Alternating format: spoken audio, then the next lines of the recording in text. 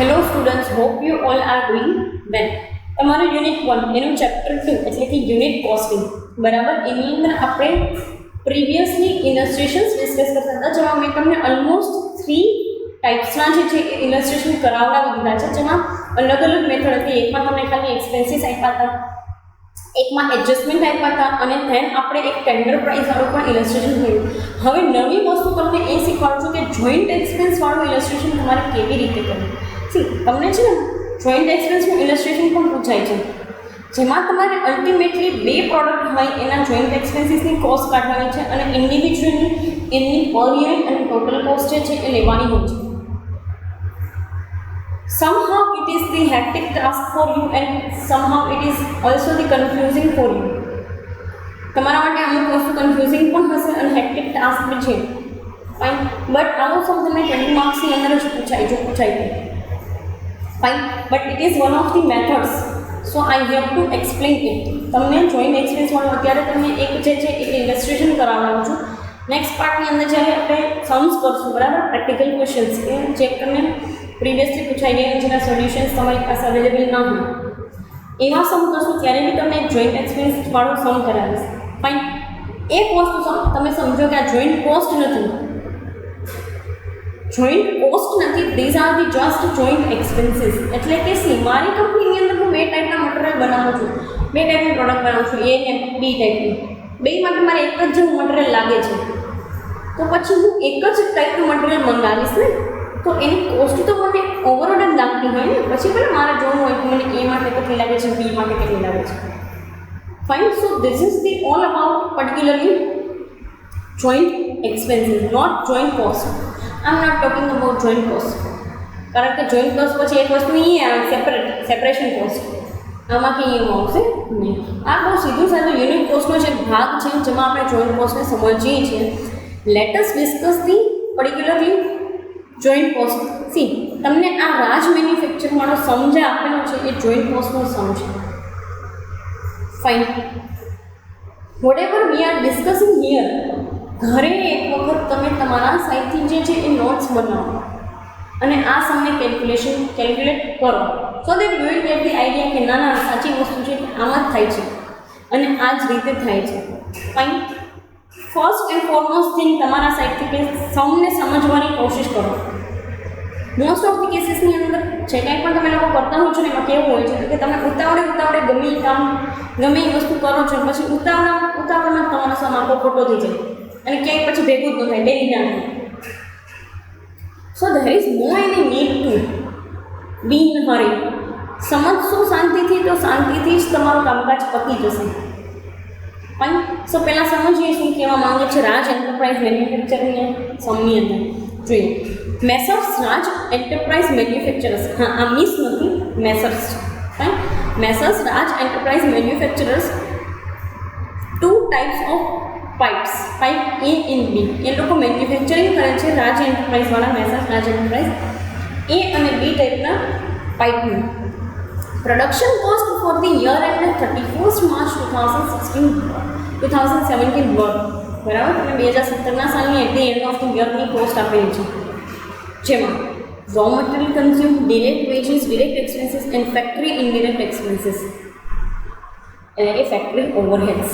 Fine, આટલી વસ્તુ તમને આપી છે અને એડિશનલ ઇન્ફોર્મેશનમાં તો ઘણું બધું આપ્યું છે, બરાબર. એડિશનલ ઇન્ફોર્મેશનની અંદર તમને ઘણી બધી વસ્તુ આપી છે. Late us C.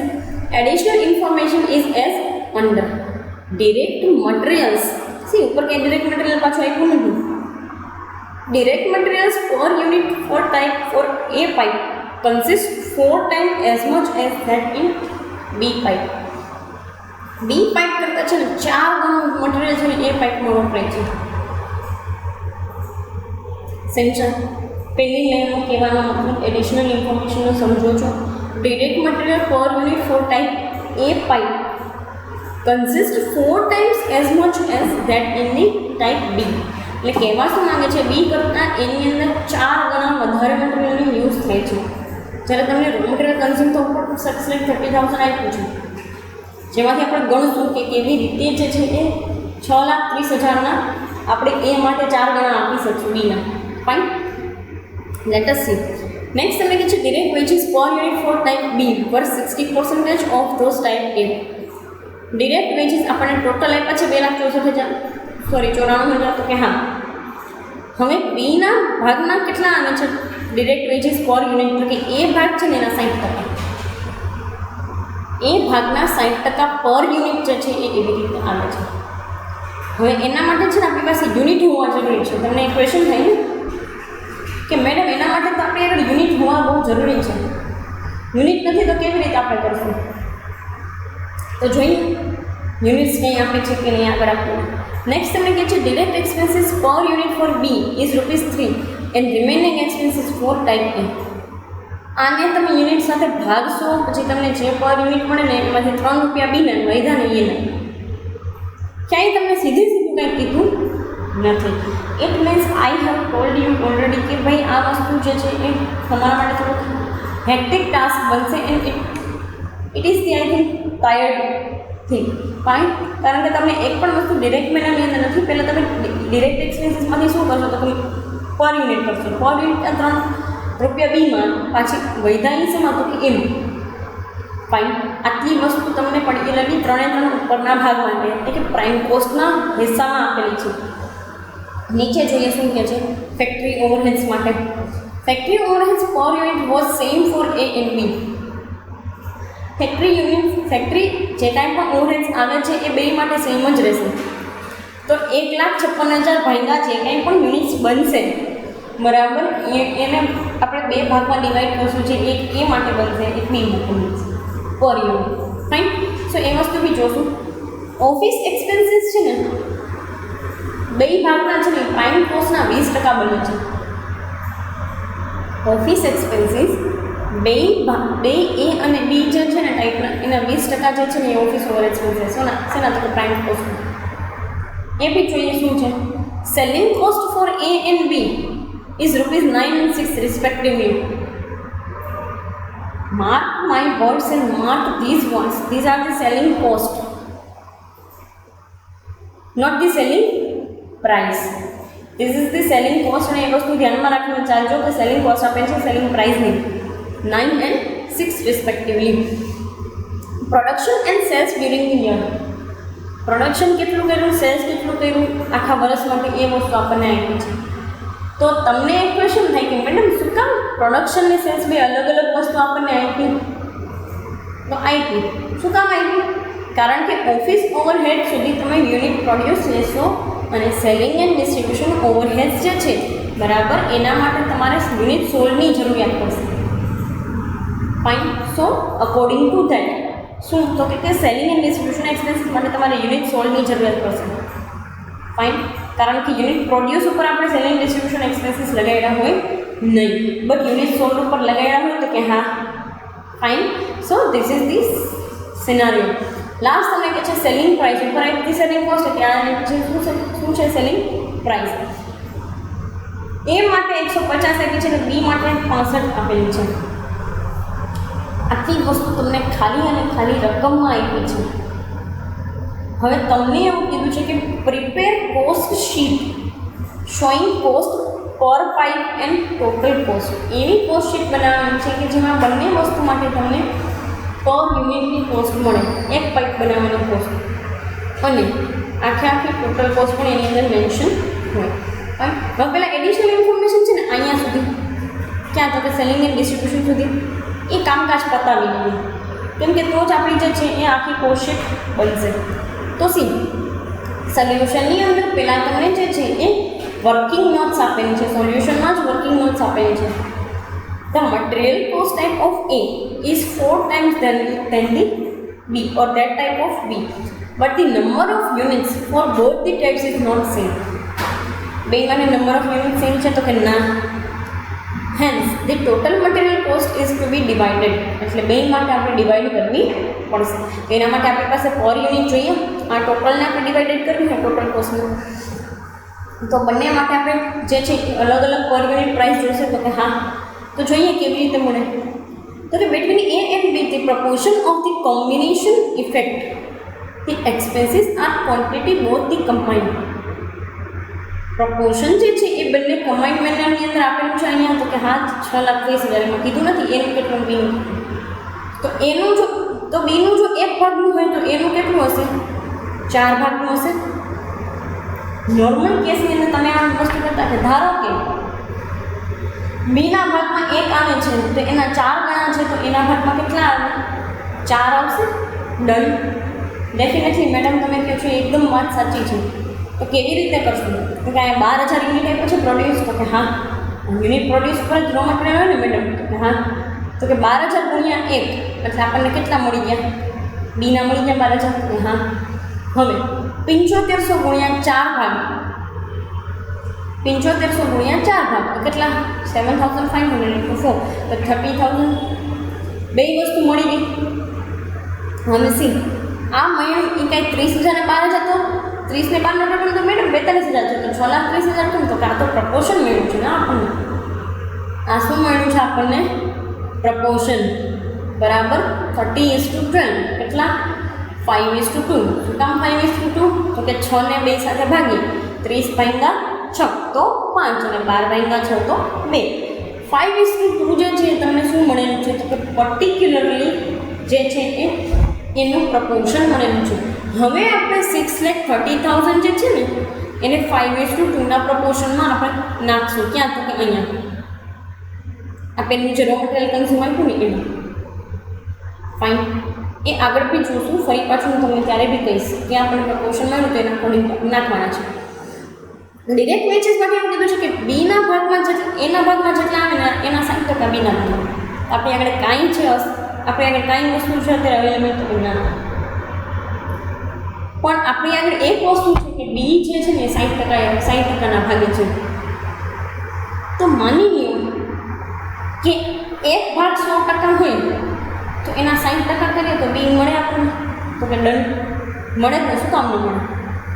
તો એક ભાગ એનો છે, એના 60% બીનો ભાગ છે, તો એમાં આપણે આની જેમ પ્રપોર્શન ફાઇન્ડ આઉટ કરશું, તો કે હા બિલકુલ કરશું મેડમ, શું કામ ન. તો જોઈએ એના ભાગે કેટલા આવે છે 1, તો એના યુનિટ કેટલા છે 7500 ગુણ્યા 1 તો કેટલા 7,500 રૂપિયા. પછી બીના ભાગે કેટલા યુનિટ છે 12,000. હવે એના 60%, તો એ એક ભાગનું હોય તો એના 60% કરો તો 0.60 આવે, તો યસ 0.60 જ આવે મેડમ. તો કરશું શું, તો કે 12,000 ગુણ્યા 0.60 તો કેટલા આવે, 12 × 72 તો 7500 ઇસ 7500 ના 7500 જેમ 7200 આવ્યા છે, આટલું મોટું પ્રપોર્શન આવે તો ના. તો 24 × 25 simple.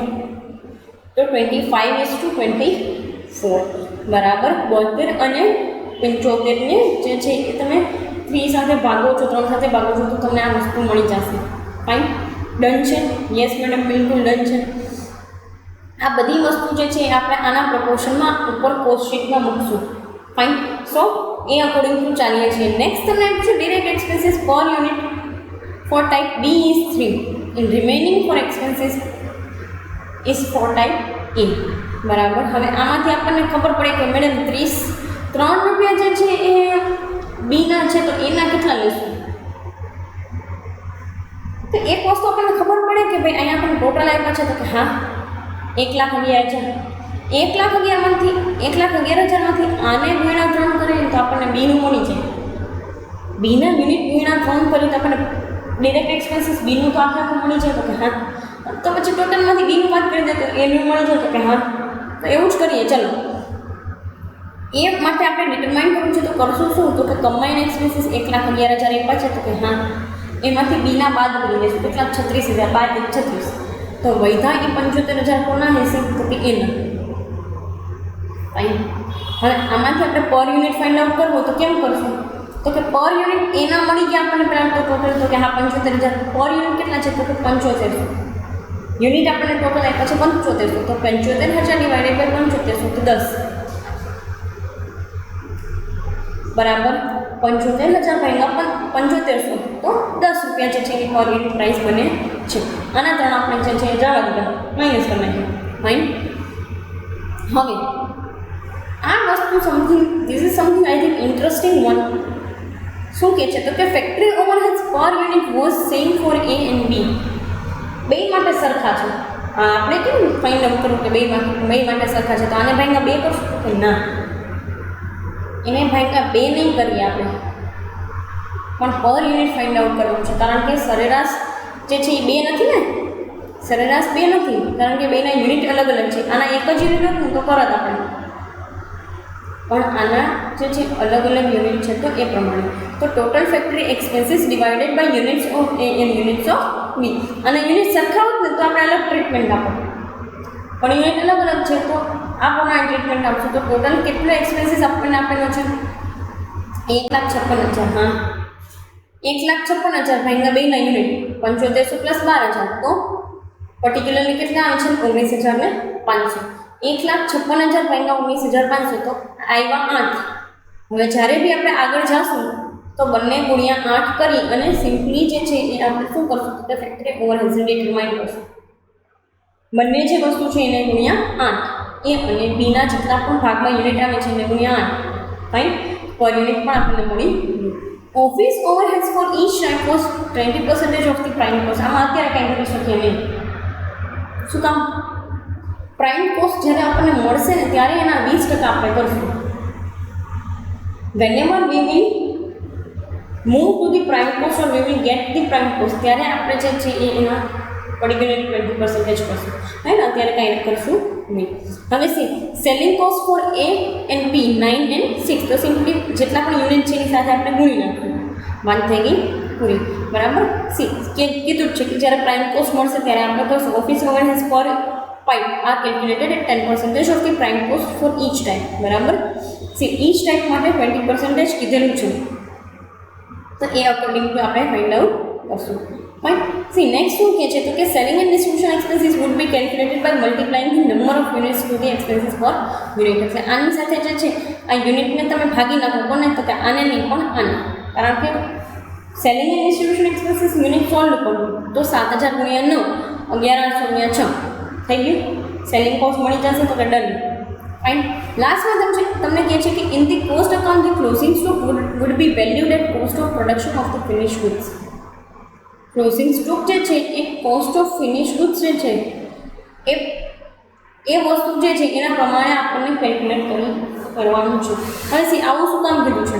Closing stock would be valued at cost of production of the finish goods.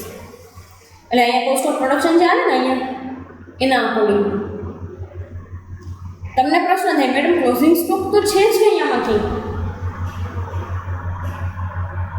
આપણે કેમ ક્લોઝિંગ સ્ટોક લીધો મેડમ? તો એક વસ્તુ તમે સમજો કે યુનિટ પ્રોડ્યુસ છે ને 7500 છે, યુનિટ 7,000 છે. 7500માંથી 7,000 બાદ કરશે ને તો 500 જે વધશે ને એ ક્લોઝિંગ સ્ટોકના યુનિટ હશે. અને 12,000માંથી 11,800 બાદ કરશે ને તો 200 વધશે ને એ ક્લોઝિંગ સ્ટોક હશે. બરાબર. જેની વર્કિંગ નોટ આપણે અહીંયા સ્ટડી કરશું. ફાઇન. એ જ્યારે હમણાં આવશે ત્યારે હું તમને સમજાવતી જઈશ. બરાબર છે. તો એ અકોર્ડિંગ ચાલીએ. Fine. Now let us discuss from the side of material consume. પહેલેથી ડિસ્કસ કરીએ મટીરિયલ કન્ઝ્યુમથી. 6,30,000. બરાબર. અહીંયા લખશું ટોટલ 6,30,000 કમ્બાઇન્ડ કોસ્ટ. એને આપણે પ્રપોર્શન મળ્યા તો કે હા કેટલા 5:2 મળ્યું મેડમ. તો એ માટે ગુણ્યા 5 ભાગ્યા 7 અને બી માટે ગુણ્યા 2 ભાગ્યા 7.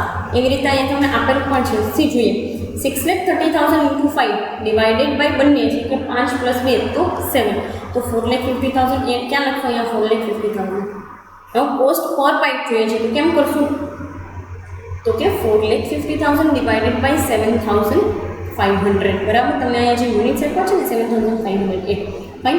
નેક્સ્ટ તમને કીધું છે 1,80,000 તમને મળે છે as a part of the second, એટલે કે બીના પાર્ટમાં. તો 1,80,000 એને ભાગ્યા પર્ટિક્યુલરલી કેટલા તો કે તમને પછી એ 12,000 એવું હોય ને તો તમારે ઉપર જ લખી લો યુનિટ પ્રોડ્યુસ અને unit sold. So it will be easier for you. અત્યારે તો આપણી પાસે અવેલેબલ નથી તો આ પ્રમાણે. હવે 1,80,000 ભાગ્યા 12,000 કરશું તો 15. ફાઇન. સી તો આપણે અહીંયા જે કાંઈ બી વસ્તુ છે એમાં રો મટીરિયલ કન્ઝ્યુમની અંદર 6,30,000, 4,50,000 અને 1,80,000 જે છે એ વસ્તુ ડિસ્કસ કરી. હવે સી ડિરેક્ટ વેજીસ તમને ટોટલ કેટલા આપ્યા છે તો કે 2,94,000. હા, પ્રપોર્શન એનો કેટલો આવતો હતો તો કે 25:24, બરાબર. 25:24 એનો પ્રપોર્શન આવતો હતો. તો એ પ્રમાણે જ ફરી પાછું આપણે કેલ્ક્યુલેશન કરીશું. 2,94,000 into 25 divided by 49. તો આપણને એ માટે મળે છે 1,50,000, જે આપણે અહીંયા લખશું. હવે પર યુનિટ ફાઇન્ડ આઉટ કરવા તો યુનિટ જોઈએ તો કે હા, તો 1,50,000 ડિવાઇડેડ બાય 7,500, બરાબર. એન્ડ બી માટે કેટલું તો કે 2,94,000 into 24 divided by 49. તો 1,44,000 મળે છે, જેને ડિવાઇડેડ બાય 12,000 કરશું તો 12 આપણને પર યુનિટ મળે છે. ફાઇન. હવે તમને એક ક્વેશ્ચન થાય કે મેડમ શું કામ આટલી બધી લાંબી રામાયણ આપણે કરીએ છીએ કોસ્ટ પર યુનિટ ફાઇન્ડ આઉટ કરવાની? તો કે તમને જે કાંઈ પણ ક્વેશ્ચન છે એની અંદર મેન્શન કરેલું છે કે કોસ્ટ પર પાઇપ પણ જોઈએ છે એ લોકોને, અને કમ્બાઇન્ડ વસ્તુ લખવી જ પડે તો જ આપણને આઈડિયા આવે કે કેવી રીતે આપણે શેના બેસિસ ઉપર એને બાયફર્કેટ કર્યું છે. Fine. So that is the thing. હવે સી નેક્સ્ટ માટે તમને કીધું છે ડિરેક્ટ એક્સપેન્સીસ. ડિરેક્ટ એક્સપેન્સીસ માટે આપણે શું ફાઇન્ડ આઉટ કર્યું કે આના 36,000 છે, આના 75,000 આવે છે, બે મળી ગયું આપણને. અને આની પ્રાઇસ 10 રૂપીસ પર યુનિટ આવે છે, આની 3 રૂપીસ પર યુનિટ આવે છે. સો લેટ અસ સી. તો 1,11,000 અહીંયા આપણને કીધું જ છે કે એ માટે 10 અને બી માટે 3, બરાબર. તો સિમ્પલી 1,11,000 જે કાંઈ પણ છે એના 75,000 એના ભાગમાં જશે, જે આપણે અહીંયા કર્યું, બરાબર, અહીંયા મળ્યું. અને સામે 36,000, 12,000 ગુણ્યા 3, તો આપણે કીધું છે કે 3 રૂપીસ પર યુનિટ આવે છે, બરાબર. તો 12,000 ગુણ્યા 3 તો કેટલા? 36,000. અહીંયા 10 અને અહીંયા 3. હવે આપણે પ્રાઇમ કોસ્ટ ફાઇન્ડ આઉટ કરવી પડશે ને, કારણ કે ઓફિસ એક્સપેન્સીસ ત્યાંથી જ આવશે આપણને અહીંયા. તો પ્રાઇમ કોસ્ટ ફાઇન્ડ આઉટ કરવાથી આ ત્રણેયનો ટોટલ મારવાથી મળ્યા 10,35,000. આનો ટોટલ મારવાથી મળ્યા 6,75,000. આનો ટોટલ મારવાથી મળ્યા 90 રૂપિયા પર યુનિટ ફોર ધી 90 રૂપિયા per unit for prime cost for the pipe A. And અહીંયા મળ્યા 3,60,000 ફોર પાઇપ બી ટોટલ, અને અહીંયા મળ્યા છે 30 રૂપીસ પર પાઇપ ફોર બી. ફાઇન.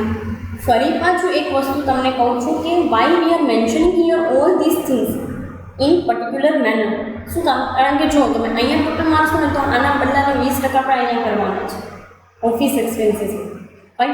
તો એ અકોર્ડિંગ ટુ જો આપણે 20,000ની જરૂરિયાત 20% માટે કરવા માટે જરૂરિયાત પડશે, તો એટલા માટે આ દરેક વસ્તુ ફાઇન્ડ આઉટ કરેલી છે.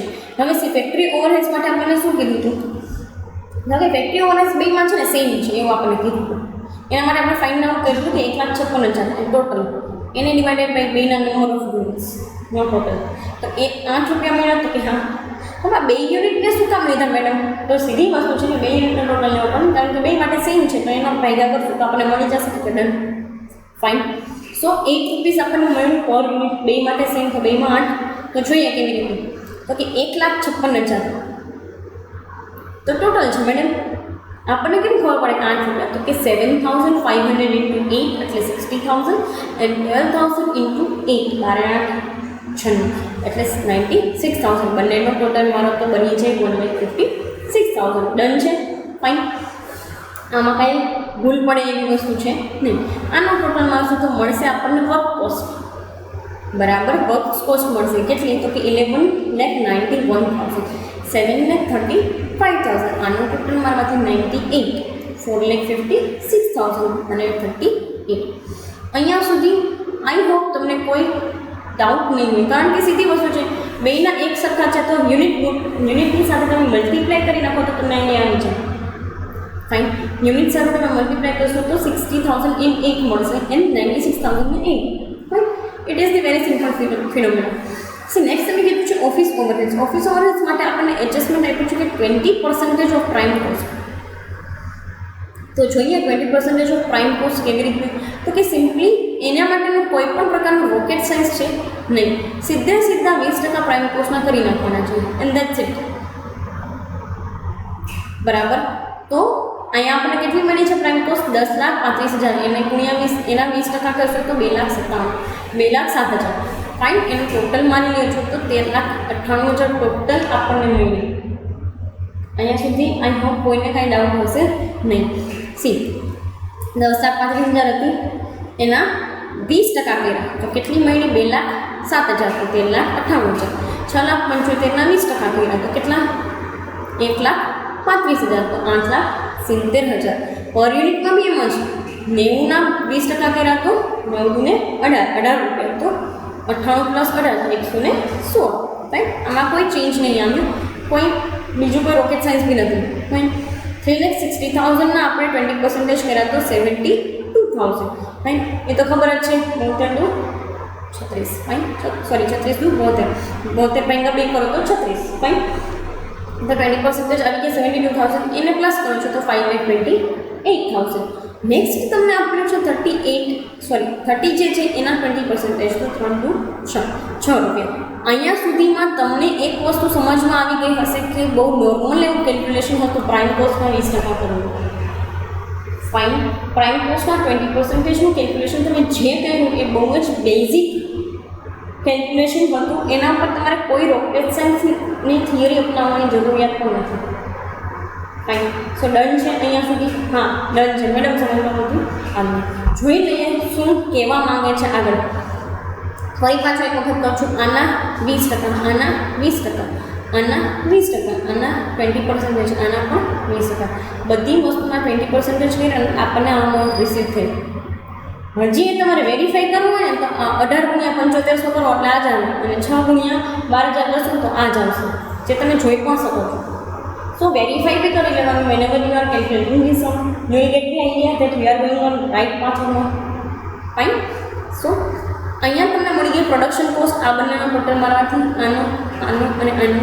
ફાઇન, અહીંયા આપણને પ્રોડક્શન કોસ્ટ મળી ગઈ તો કે હા. હવે પ્રોડક્શન કોસ્ટની અંદર તમને કીધું છે કે ભાઈ ક્લોઝિંગ સ્ટોક જે છે ને એની ટ્રીટમેન્ટ તમારે આપવાની છે, જે તમારું હિડન એડજસ્ટમેન્ટ છે. ક્લોઝિંગ સ્ટોકની તમારે ટ્રીટમેન્ટ આપવાની હોય છે, તમારું હિડન એડજસ્ટમેન્ટ છે.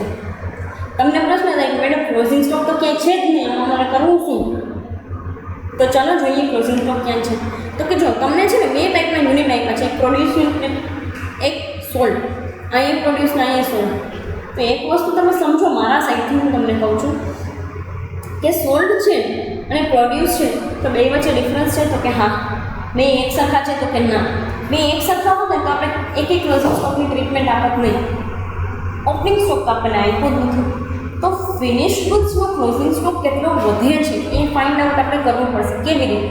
તો કે આ 7500 યુનિટમાંથી એના જેટલા વેચાણા 7,000 અને 12,000 યુનિટમાંથી બીના જેટલા વેચાણા 11,500. તો જોઈ લઈએ એડજસ્ટમેન્ટ બી છે કે the value of closing stock of finished goods will be calculated at cost of production. Normally આપણે કોસ્ટ ઓફ પ્રોડક્શન જ આપીએ છીએ તો ત્યાં જ આપશું.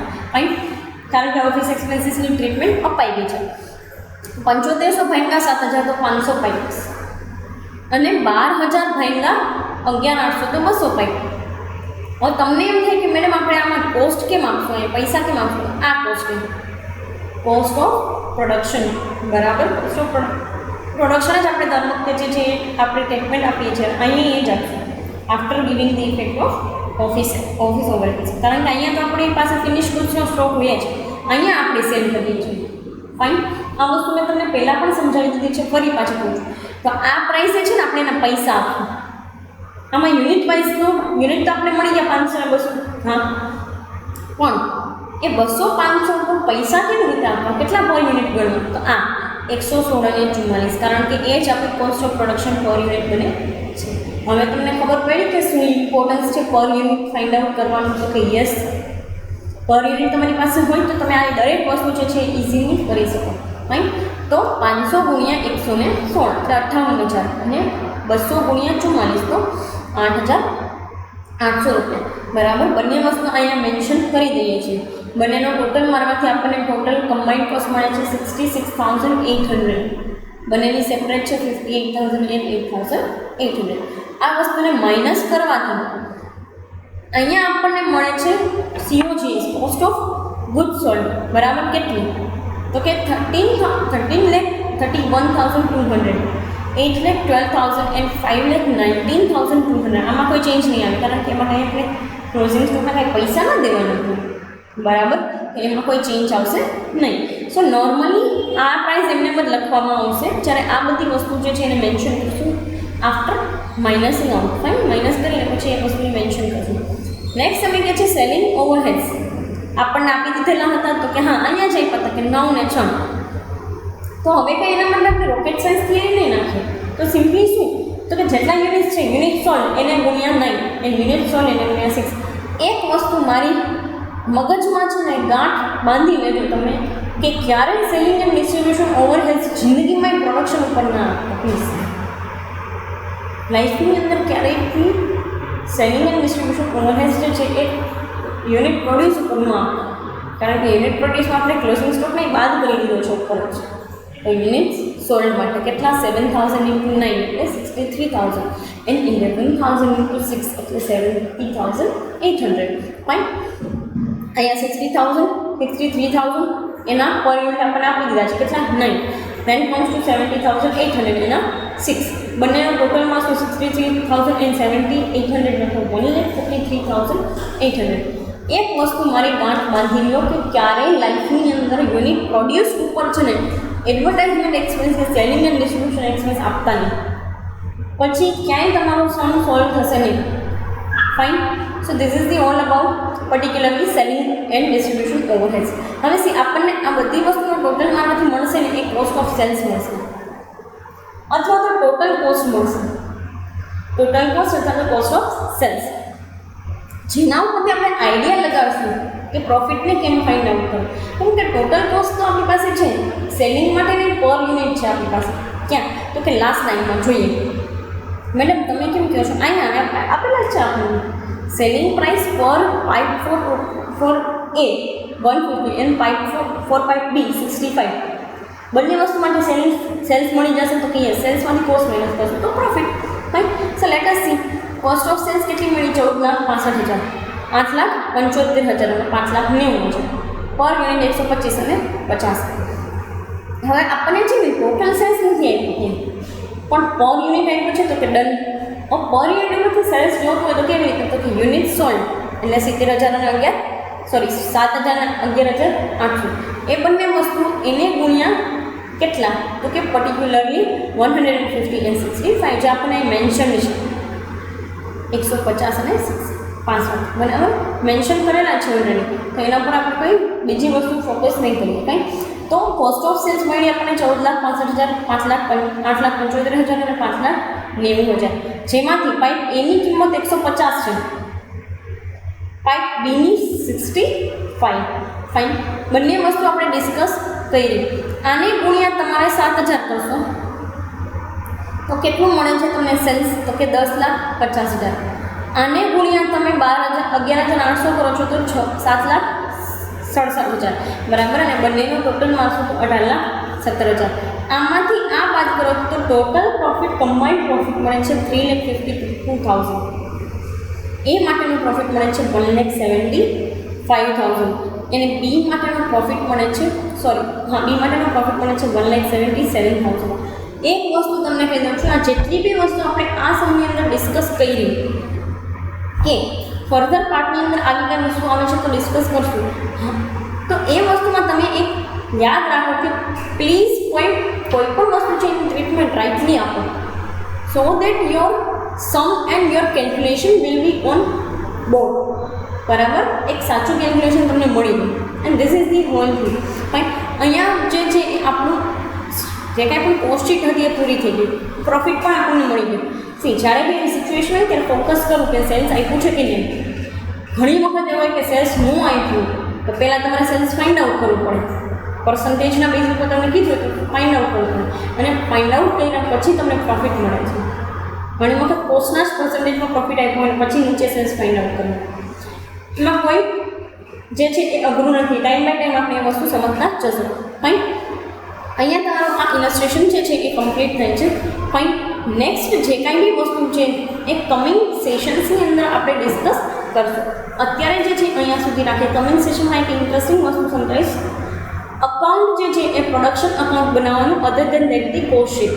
બરાબર. કોસ્ટ શીટ નહીં પણ પ્રોડક્શન અકાઉન્ટ. ફાઇન. તો એ ત્યારે સ્ટડી કરશો. અત્યારે અહીંયા સુધી રાખીએ. Thank you so much.